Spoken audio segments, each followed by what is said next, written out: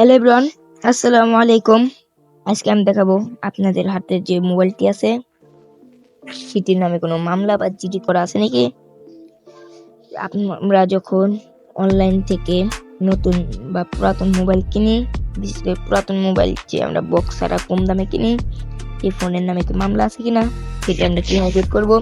আসুন আজকের ভিডিওটি দেখি। তো আজকের ভিডিওটা আপনার কাছে ভালো লাগলে প্লিজ লাইক কমেন্ট শেয়ার করবেন। চলেন শুরু করা যাক। প্রথমে আপনারা চলে যাবেন আপনার ফোনের ডায়াল অপশনে আসার পর এখানে ক্লিক করবেন। এখানে আপনার লিখবেন ***0C#। তারপর আপনার যে আইএমএ আছে এটা আপনারা যে কোনো কপি করে নেবেন। আমি একটু কপি করে নিই, নিচের আইএমএ কপি করে নিলাম। তারপরে আমি এখন ওকে দিয়ে চলে যাব গুগল ক্রোমে। এসে এখানে আপনারা লিখবেন এখানে আপনারা লিখবেন IMEI ইনফো।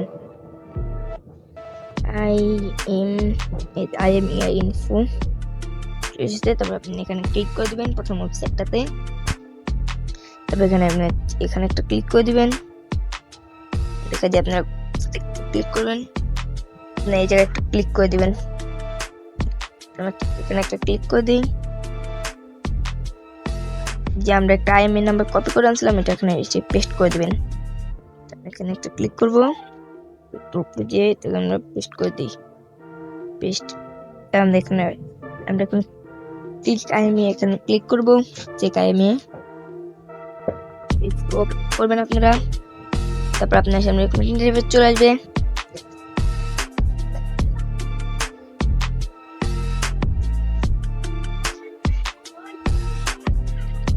তারপর এটা আপনার ভেরিফিকেশনে ওকে হয়ে যাবে। তারপর দেখেন আমার মোবাইলের মডেল সব চলে এসেছে।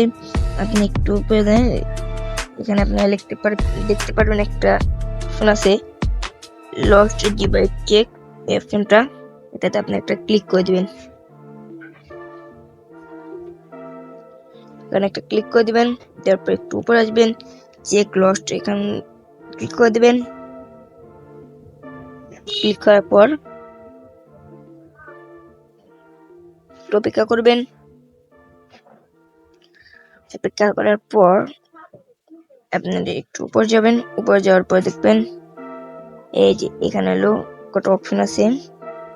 এখানে আপনার দিকে দেই এই যে একটা আছে। এই যে আপনারা দেখে নেবেন।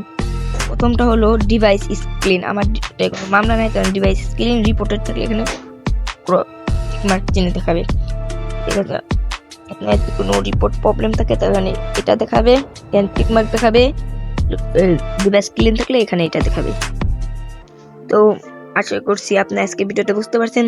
ভিডিওটা ভালো লাগলে লাইক কমেন্ট শেয়ার করে পাশে থাকবেন। দেখা হচ্ছে পরবর্তী ভিডিওতে। ততক্ষণ সবাই ভালো থাকবেন। আল্লাহ হাফেজ।